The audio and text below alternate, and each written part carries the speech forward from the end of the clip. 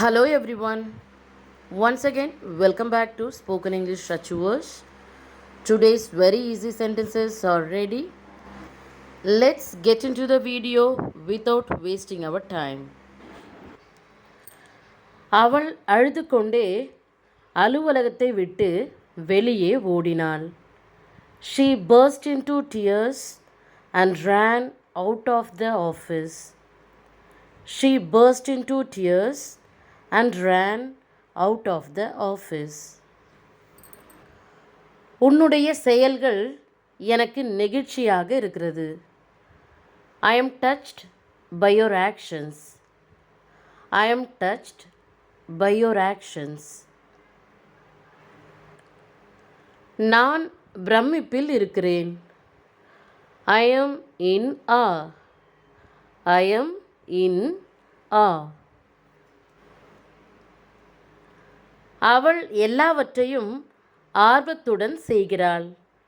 She does everything with passion. She does everything with passion. அவள் மதிய உணவை ஆர்வத்துடன் சாப்பிட்டாள். She ate her lunch enthusiastically. She ate her lunch enthusiastically. நான் உன்னுடன் கோபமாக இருக்கிறேன். I'm annoyed with you. I'm annoyed with you. Next one is உங்கள் எல்லாரையும் சந்திக்க நான் ஆவலாக இருக்கிறேன். I am longing to meet you all. I am longing to meet you all. Next one is அவர் ஒரு திறமையான ஆசிரியர். அவர் கணிதத்தில் சிறந்தவர். He is a proficient teacher. He is good at maths. He is a proficient teacher. He is good at maths. இந்த பிரச்சனையின் தீவிரம் தெரியாமல் பேசிக்கொண்டிருக்கின்றாய். You are speaking without knowing the seriousness of this issue. You are speaking without knowing the seriousness of this issue. Let's see next one. அவள் எந்த கவலையும் இல்லாமல் மகிழ்ச்சியாக இருக்கிறாள். She is happy without any worries. She is happy without any worries. நீ சொன்னது போல் நடந்துவிட்டது. It happened as you said. It happened as you said. Next one is இதை இரண்டாக்கி நீ ஒன்றை எடுத்துக்கொள். Divide this into two and take one. Divide this into two and take one. அவர் ஒரு தலை சிறந்த பேராசிரியர். He is an eminent professor. He is an eminent professor. அவள் சாதாரணமானவள் அல்ல. She is not an ordinary person. She is not an ordinary person. One more sentence is அவள் மிகவும் ஏழை. அவளிடம் எதையும் எதிர்பார்க்காதே. She is very poor. Don't expect anything from her. She is very poor. Don't expect anything from her. கடினமான வேலை எதுவும் செய்யாதே. Don't do any hard work. Don't do any hard work. அவளது உடல்நிலை மோசமடைந்ததால் வேறு மருத்துவமனைக்கு மாற்றப்பட்டாள். Her condition worsened, so she was shifted to another hospital. Her condition worsened, so she was shifted to another hospital. அவள் கவனக்குறைவாக இருந்ததால் அவளுடைய பணப்பையை தொலைத்துவிட்டாள். As she was careless, she lost her purse. As she was careless, she lost her purse. என்னுடைய அனுமதி இல்லாமல் அவள் என்னுடைய புத்தகத்தை எடுத்ததால் நான் அவளை திட்டினேன். I scolded her because she took my book without my permission.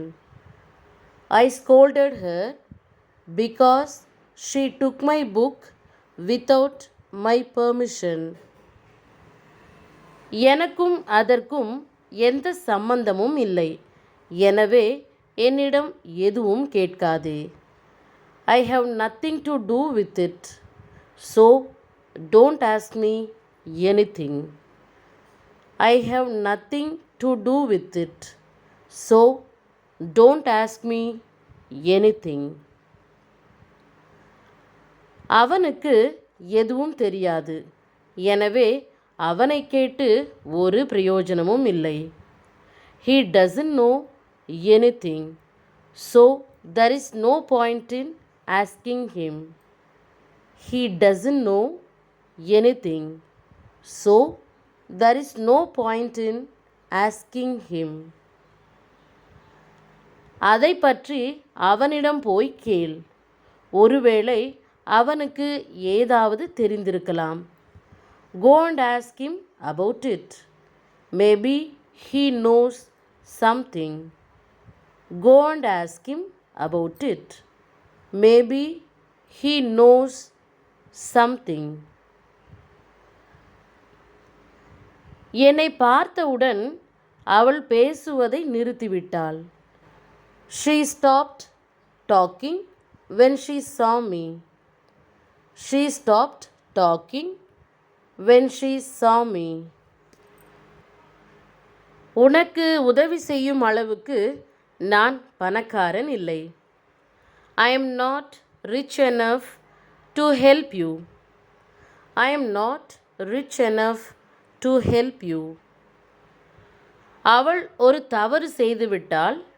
அதனால் அந்த தவறை சரி செய்ய நான் அவளுக்கு உதவி செய்து கொண்டிருக்கின்றேன். She made a mistake. So I am helping her to correct that mistake. She made a mistake. So I am helping her to correct that mistake. இந்த தவறை மீண்டும் செய்ய வேண்டாம் என்று நான் அவளுக்கு அறிவுறுத்தினேன். I advised her not to repeat this mistake. I advised her not to repeat this mistake. அவள் ஏன் இப்படி ஒரு முடிவை எடுத்தாள் என்று தெரியவில்லை.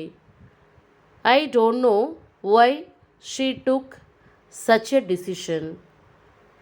I don't know why she took such a decision.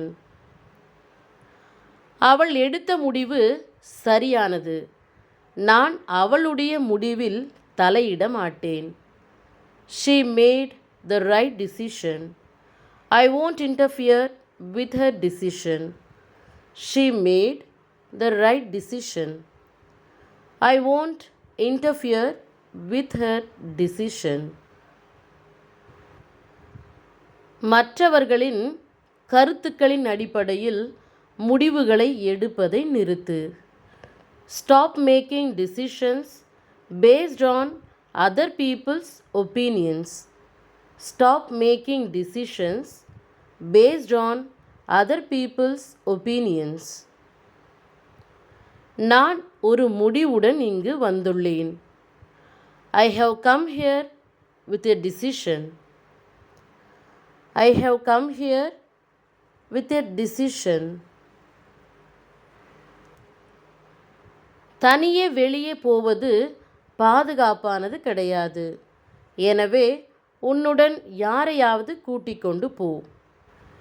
It is not safe to go out alone.